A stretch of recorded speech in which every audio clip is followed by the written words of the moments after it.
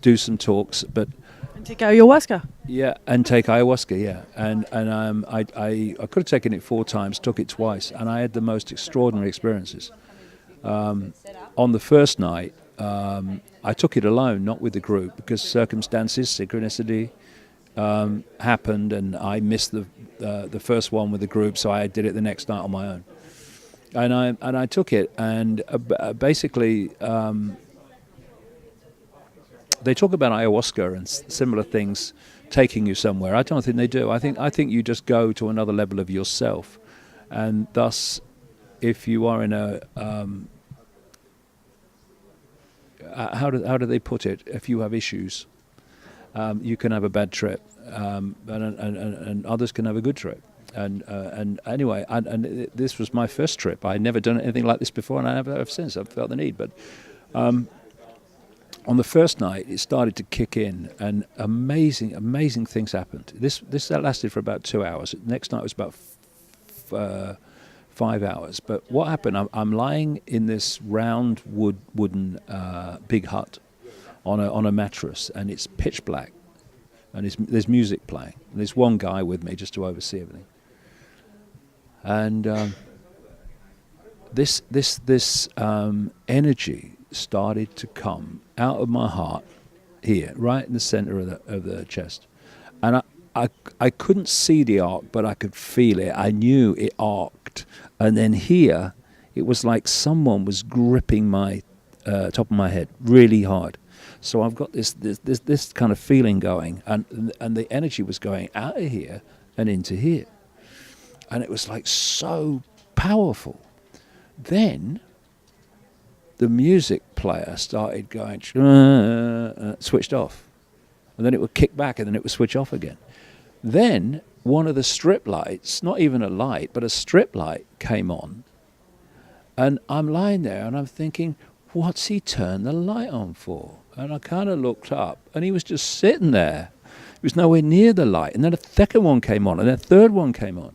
And, there were 3 strip lights going while this was going on. And people go, well, what was that? And so much paranormal interaction, if you look at it, can relate in people's lives. Oh, it's a ghost, what's going on? Relates to electrical technology, things switching on or off or whatever. And that's because what we've already discussed. Because of the electromagnetic connection.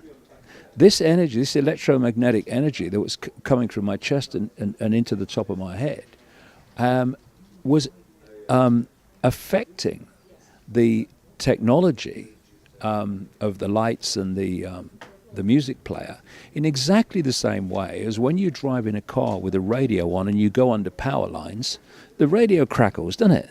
Because there's interference, there's a connection between one field and the other. One frequency and the other, in truth. And so this is what was going on. And so many things happened that night. But the second night, I took a bigger dose. And for 5 hours, I went into this massively altered state. Beautiful it was. And very funny. And this female voice, as loud as mine is now, talked to me for 5 hours about the nature of reality and the illusory nature of reality, and it was hilarious. It was painful, laughing. My stomach was, it was just so funny as this voice took apart the illusions of the world. And the goddess ayahuasca, a lot of people mention her. Yeah, well, they mentioned the goddess, but the goddess is within. The goddess is awareness, and we decode some awareness in a female form, we decode some awareness in a male form, but it's awareness. It's a level of awareness. And when the voice started speaking out of nowhere, it said, we're going to take you to where you come from and where you're coming back to. so you can understand where you are. And it said, all you really need to know is infinite love is the only truth. Everything else is illusion. And in my mind, I went to say everything, and I got half of it through in my mind, and it said everything. And another great line, which I understood as the evening unfolded, it said, I look forward to that book, by the way. The Infinite Love is the only thing. yeah, that's right. It said, the voice said, if it vibrates, it's illusion. And if it vibrates, it's What does that mean? It's very, very powerful, because I went to not a place, because that's illusion too. I went to a state of awareness that night, which was took the form of a field, black. But how can something be black and incredibly bright? People will find that hard to believe, but it was. And that was still. Stillness, still, and it was silent. And people think that when there's stillness and when there's silence, that they are nothingness. They say, what can you hear? Nothing. In fact, you can hear everything, because in the stillness and the silence, that is the all that is in its true infinity of all knowingness. And purity. What it is, put another way, it's all possibility waiting to manifest. You know, people talk sometimes in religious terms about the all that is, has been, and ever can be. Well, that's impossible, mate. You can't be all that is and never can be. And what is that really describing? It's describing all possibility. And people talk about the paradoxes of the infinite, as I call it, being here and nowhere. It is and it isn't. And they said, well, you can't be is and isn't. You can't be here and nowhere. You can't be everywhere and nowhere. You can, within all possibility. Within all possibility, you have to have the capacity to be everywhere and nowhere. You have to be here and there, within all possibility, or it's not all possibility.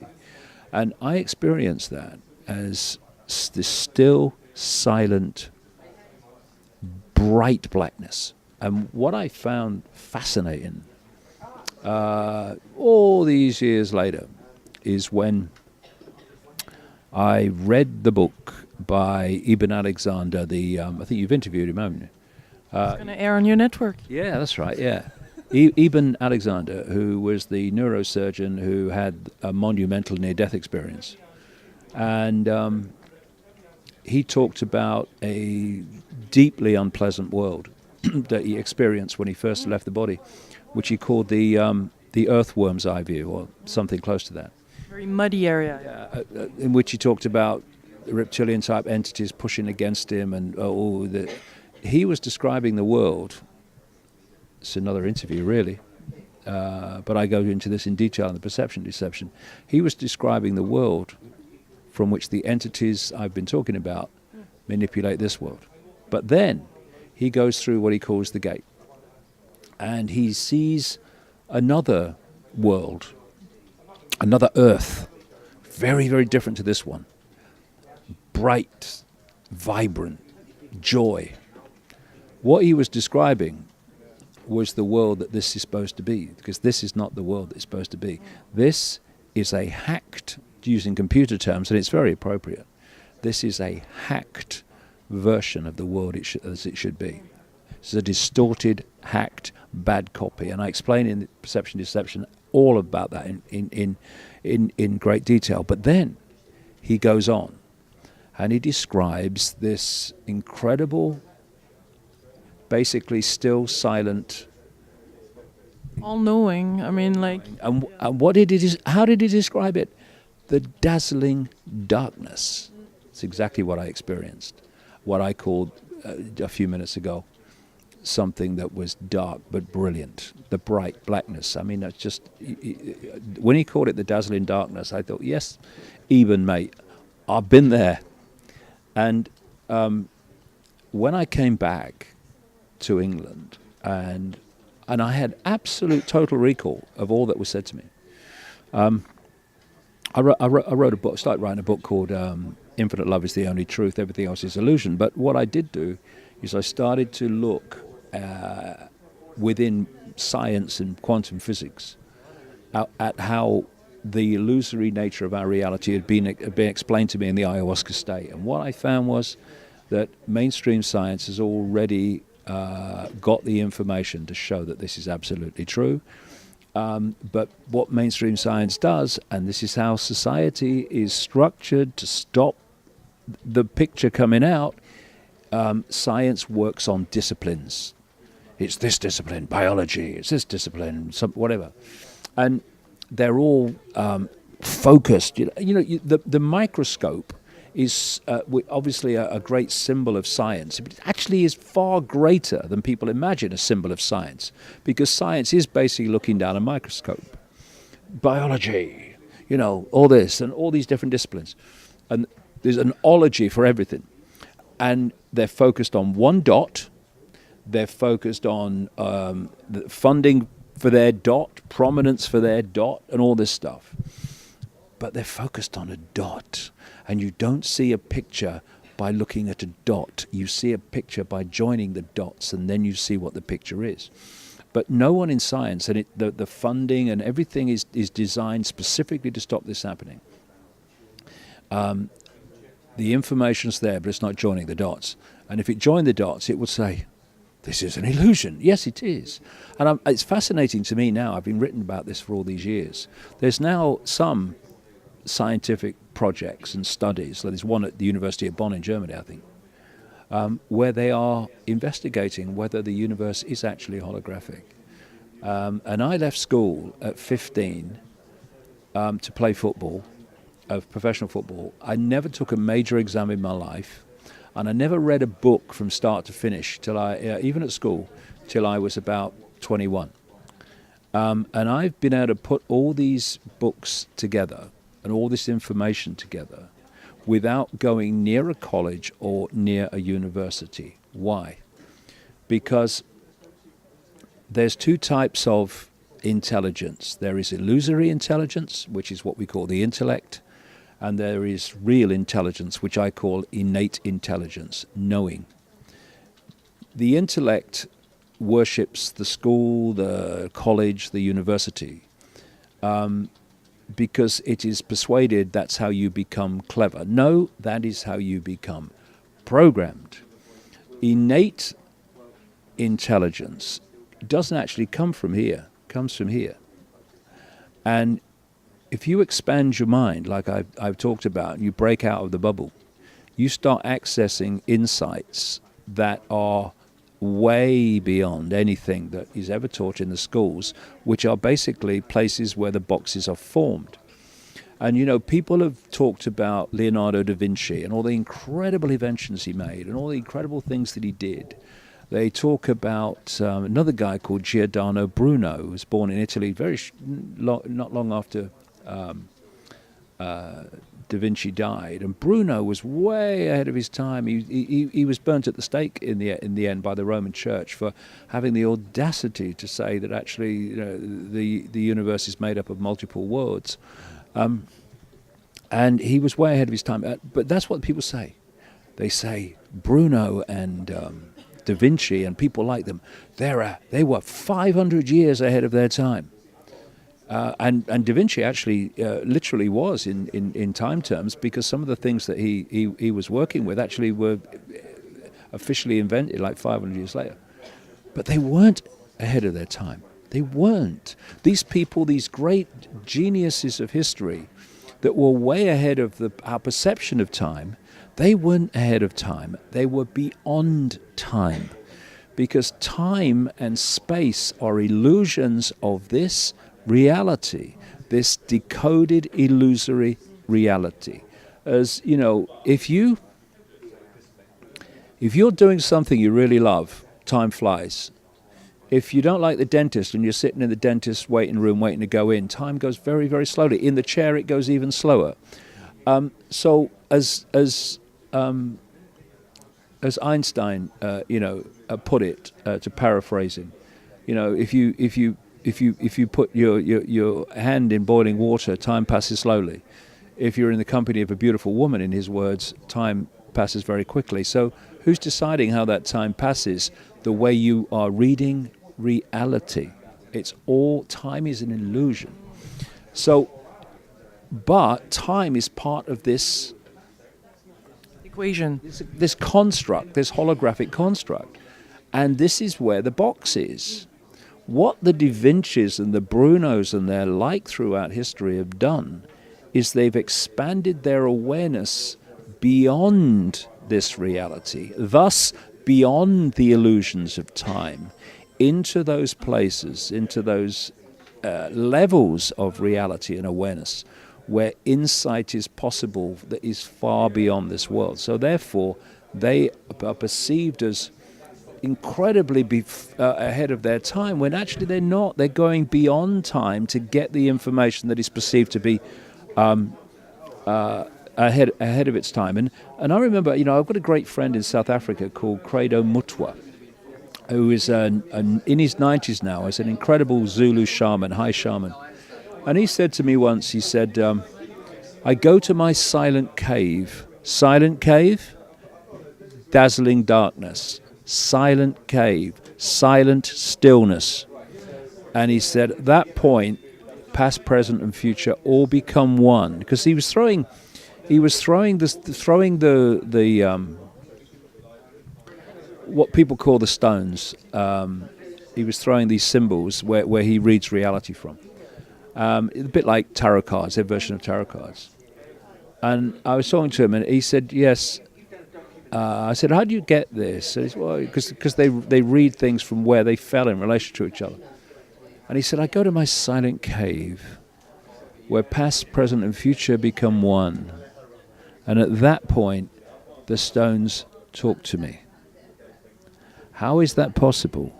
Because how can you communicate with mountains? How can you communicate with trees? Because the tree you see is a hologram. The mountain that you see is a denser hologram. But the mountain is alive because it is part of the field. The tree is alive because it's part of the field. And if you can connect through the heart, which is the connector of all things, to these energetic awareness levels of these apparently inanimate objects, you can communicate with them and they can communicate with you. And when people say they talk to animals or talk to plants, you can't talk to plants, they don't know the language. That's not the level you're talking to them at. You know what, I'm talking to you now. There's no words that we're hearing passing between us. What's passing between us is an vibratory information field which your ears, anyone listening here now, take from vibrational into electrical, which is transferred to the brain in an electrical form. It's the same information transferred electrically to the brain, and the brain takes that information and turns it into what we call language. It's that simple. So we are not communicating through words in the language that we think. We're communicating through vibrational information fields. Now, when the plant, which is an energetic field, an information awareness field, it can decode at that level this information field. And it won't hear me say, hello plant, how are you? And it won't hear me say that. It will get the feel of the information, whether I am a threat or whether I'm not. whether I have love for that plant or whether I have malevolence. And there was some experiments done, fascinating, where they put electrodes onto a plant. They got someone to walk in the room and scream abuse at the plant, and they took the reaction, electrical reaction. They got someone to come in and be loving to the plant, and they took the electrical reaction coming off the plant. And the difference was fantastic. Then they got the guy who hurled abuse to come back in the room. The moment he entered the room, the plant reacted electrically because it has awareness. Everything has awareness because everything in the end is an expression of one infinite consciousness. Therefore, what we call David Icke is merely a current point of attention within that infinite awareness. It's not that we are expressions of that awareness.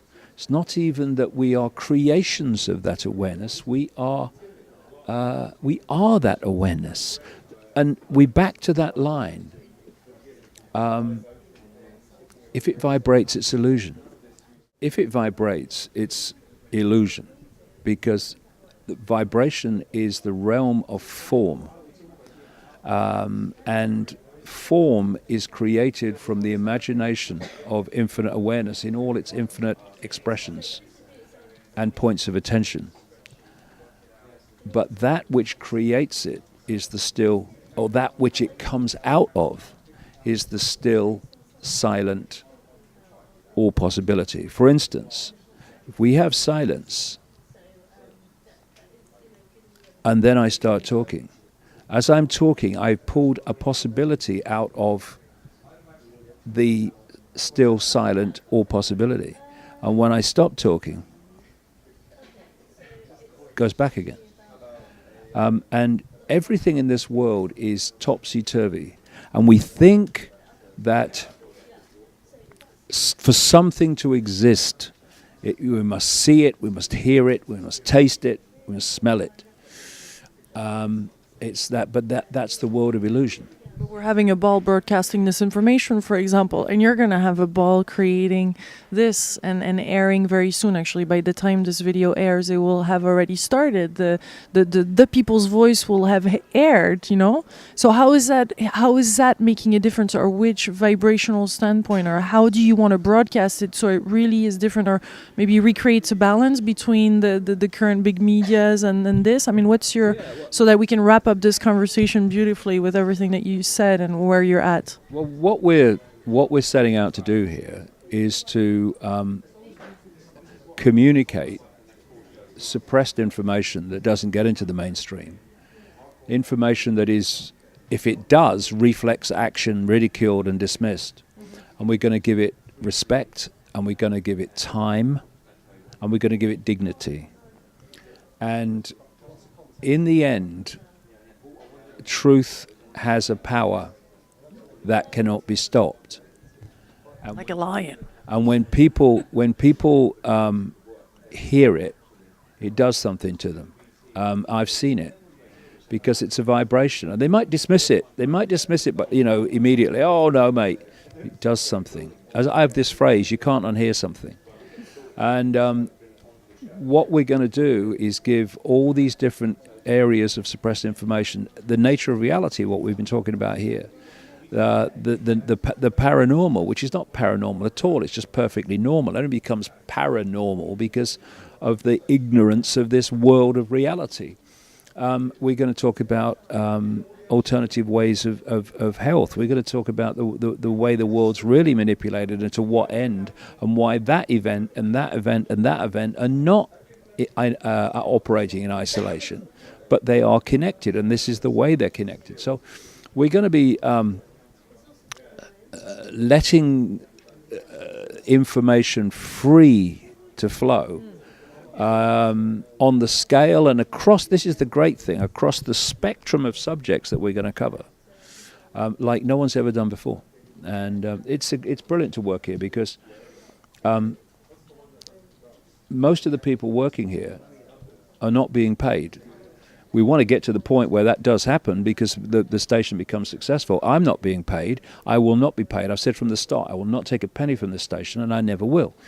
But that means that, and the people that are being paid, television professionals and stuff, are being paid a very, very much less than they would if they went in the mainstream, which they could. So what that means is you're working with people who are here because they want to be here, because they want to make a difference, and they share the ethos of what we're trying to do, and that means that, and we've seen it so many times since we started. You know, if you want something to serve you, when something goes wrong and it don't serve you in the way you would like it to, you know, the dummy gets thrown out the pram, the dolly gets thrown out the pram, and I'm not doing this, all that stuff. But when you're here because you want to be here, because you want to make a difference, and you can see how this can make a difference, then when you have a challenge or something doesn't happen that you would rather that didn't happen, you don't throw your dolly out the pram. You say, look, bottom line, this has to work. Because I tell you, if this doesn't work, then we are in serious trouble in terms of the communication of information, because the lid is being closed down, not least in this country, more and more fiercely, but around the world too, on what can and cannot be communicated, and by whom and when. So when you've got that ethos, you've got that desire. When you have a problem, sometimes you think, well, how do we get around this one? You get around it. You know, we had a bill to build a set in that studio, and the top line was £30,000. The bottom line was £10,000. Forget it, mate. We can't do it. What are we going to do? Well, we got no set. We'll build it ourselves. And that's what some amazing people have done. You know, we have this problem. What are we going to do now? Crikey! It's 2:30. When's the next problem? 3:15. Okay, thank you very much. I look forward to it. But you get round it. Why? Because people say this must work. Nothing must stop it. And when you're in an atmosphere of people like that, it's not work anymore. You know, it's not work anymore. It's a joy. I mean, there's just so many incredible people here, because, you know, when you go through all these experiences and people are still there and are still with you, what's left is a diamond. That's what's left. And people who are not going to walk away because something happens they don't like. A few things have happened I haven't liked. So you think, well, okay, that's fair enough. But it must work. So we get around it. We'll find a way around it. And that's why it's such a joy to be here every day. And a little note here that even though if you've raised a nice quantity of money through Indiegogo campaign really quickly and have received a lot of support, for people watching, and these kind of initiatives need ongoing support. And so I know you've been, and this is part of the money conversation that some people don't like, but this is part of also the reality of continuing freedom and to be able to broadcast. And this happens. I have to laugh. Because if I didn't laugh, I might weep. There's people around, and they say we've got to make a difference. We've got to do this. That's got to be stopped. Oh, expose that. And then when you do it, it's like, oh, he's only doing it for the money. You know where I live currently, and for quite a long time, I live in someone's spare room just down the road, right? Why would I do that? You know, to make lots of money? Well, I'm not being paid. In fact, I put quite a bit of money into the station of my own money. And it's a funny thing. Well, it's a few things, really. One, some people perceive themselves to be so pure that they will not engage with the system that they wish to change. Thus, they will never change it. So, usually they're the first one to criticize. To buy cameras and to rent this space, to pay massive bloody local taxation for a business that is non-profit, to pay for all the things that it's taken And we are putting here on, we've built a studio, we've got a second studio in the making, and we've got all the costs of doing that. We've had to buy studio equipment, which is unbelievably expensive. We've got it for a lot less because of synchronicity again. But, and we have done that for far, far less than a station down the road paid for one outside broadcast vehicle. Not even a truck, a van. They paid £400,000 for it. That is vastly in excess of what we have spent to create everything that you see here with the studio and all the rest of it. But people, you know what it is. You know, as I observe people, every time we open our mouths, especially if we're going to criticize someone or whatever, we think we're criticizing or making a statement about the person we're attacking. We're not. Every time we open our mouths, we're making a statement about ourselves.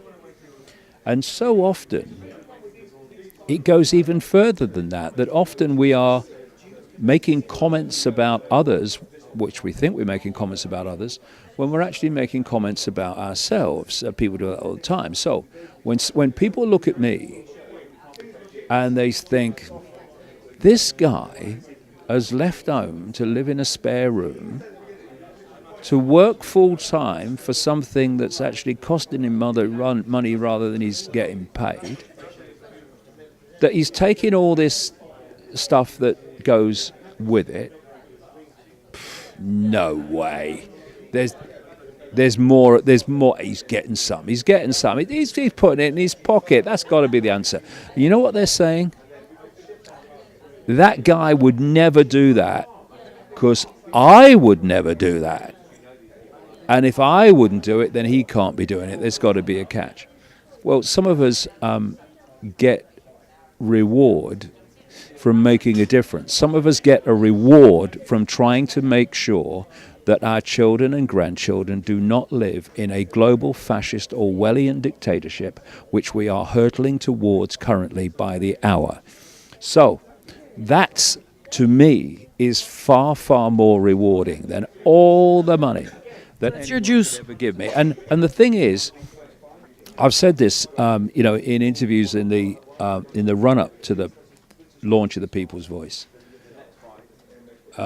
We will not take advertising from people that we think are making a negative contribution to society, because that would be disingenuous. And if we don't do things with integrity, if we don't do things with honesty, and if we don't stand true to our principles, there is absolutely no reason for our existence, because the mainstream are doing all that already. And I said, and I mean this, that if we were 2 weeks from going out of business and a biotech or pharmaceutical company or whatever came to us and said, here's £1 billion to promote us on your station, I'd say, no thanks. I'd rather go under. You know why? Because if we promote you to stay on air, there's no point in us being on air. So it's a different way of dealing with the communication of information, and as long as I'm involved, then that's the way we're going to go. Because the moment we didn't, I would say, okay, this is not for me anymore. But when you look at the people that we've got here and stuff like that, it ain't going to go that way. It ain't going to go that way. So to summarize in few words, your juice, you're being juiced up, your energy, your passion, your everything that you've put together so far, including this, is juiced up by what would you like to see in humanity, or while you're still alive, happening? Well, when people begin to wake up to a new reality, they change their energy field. Their energy field changes. What they're transmitting in terms of photons, in terms of vibration, changes. That starts to impact upon the collective field. As that impact starts to happen, and the solidity and the density and the programmed nature and the limited nature of the information in that field at that vibrational frequency level starts to break up as people wake up, they break up the field's density because their vibration is doing that. And then people start being affected by that change. And they start to wake up. And they start to impact upon the field. And that impact gets more people to wake up. And they start to impact on the field. And we are potentially looking at a curve in human awakening, human awareness, human expansion of mind, expansion of perception, expansion of or increase in frequency that can transform this world amazingly quickly. And when I was told the start of this that there was going to be a vibrational change and it was going to wake up people and act like a spiritual alarm clock, and they were going to see what they couldn't see before, there seemed to me, this told me, yes, it's true. But at the time there was no evidence. There was no evidence for a long time. But now it is extraordinary. Just walking around Wembley, the number of people of all backgrounds, walks of life, colours and creeds come up to me and start talking about the information and what I'm doing in a positive way. You changed my life. Oh my God, I can see it now. I know by the numbers of people that are doing that now compared with what they have been, and how it's increasing exponentially. That the truth vibrations are here. They are happening. They are impacting on human perception. They are breaking down the programming, which is all they need to do, because once the programming breaks down, all that's left is the real self. And so I think we're in for some very, very challenging times, because when you corner something, it reacts.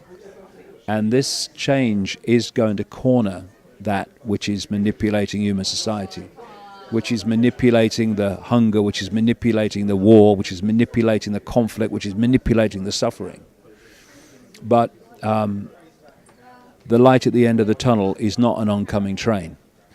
It's a very different reality, because we are the world. The collective human perception expresses itself as the world that we live in. And the perception is changing. We could sit here now and we could have a big argument. It's a choice. Or we could have a nice chat like we have. That's another choice. So our experience has been our choice.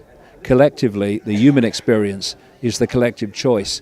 But choice comes from seeing what choices are by the information that we receive. And it's your choice. Perceptions are changing, and the world is changing, and very, very exciting times to come. Yes. It's battery time. David, I've enjoyed it. The batteries run out. Big kisses to all Juicy co-creators. Thank you. Please check David's work and with his wonderful team and what's happening on the People's Voice. My beautiful co-creators, support this project, support the Juicy Tour. Let's shake things up. Oh yeah. Big kisses. Much love. Bye-bye.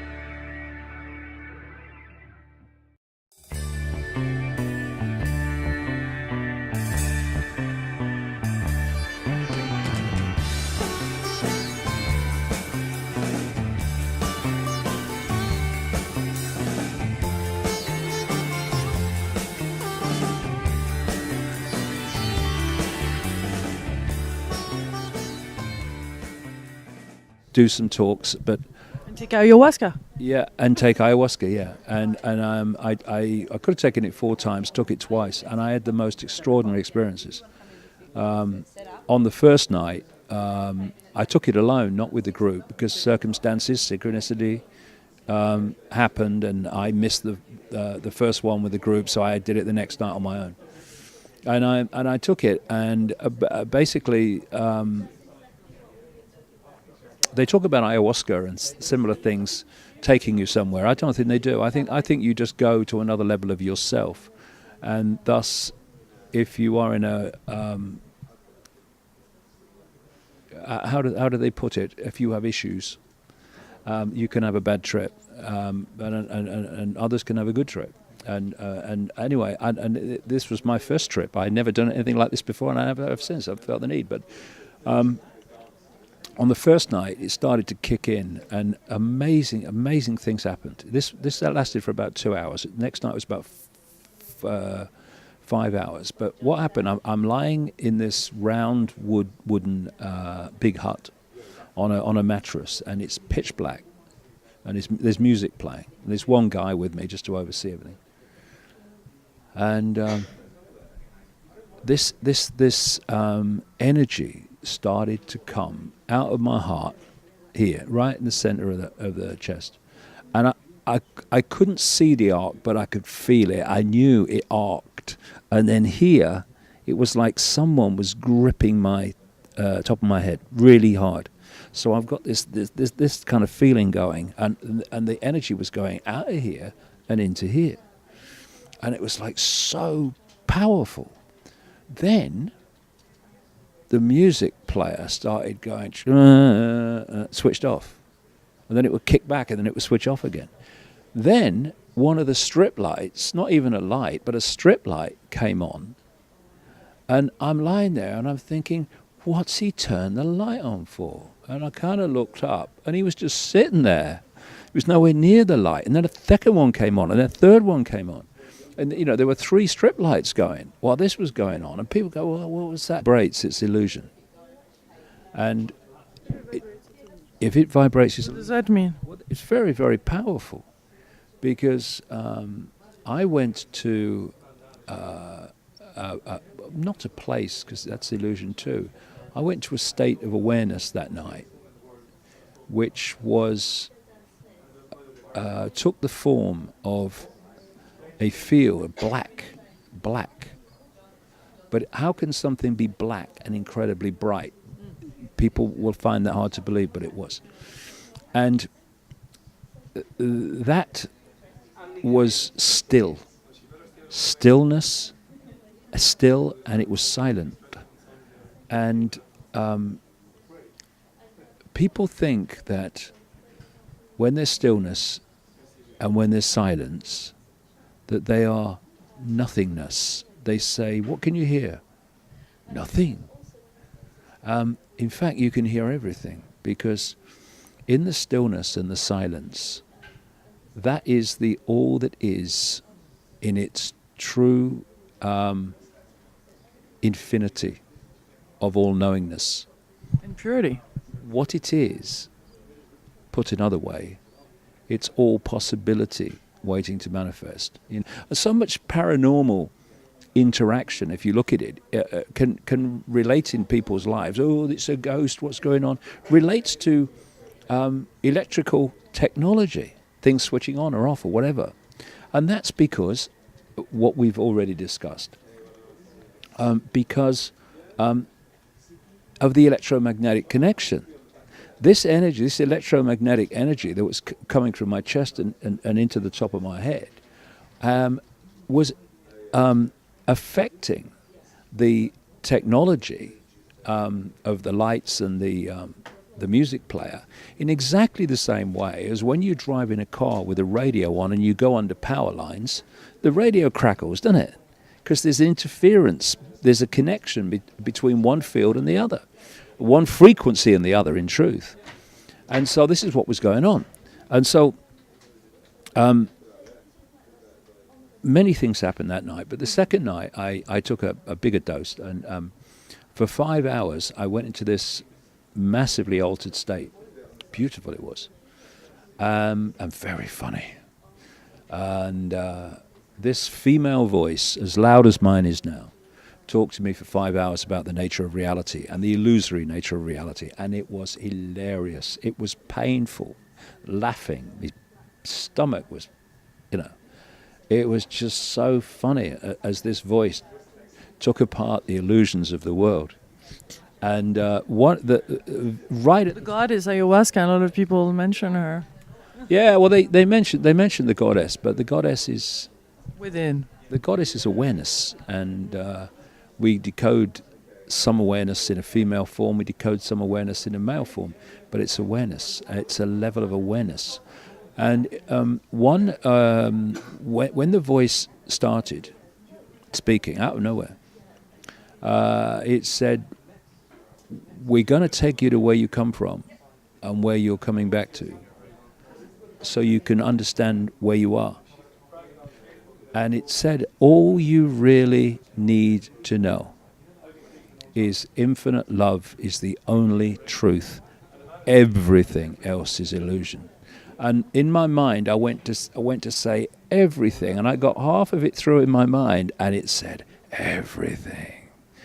And another great line, which I understood as the evening unfolded, it said, I look forward to that book, by the way. The Infinite Love is the only thing. yeah, that's right. It said, the voice said, if it vibrates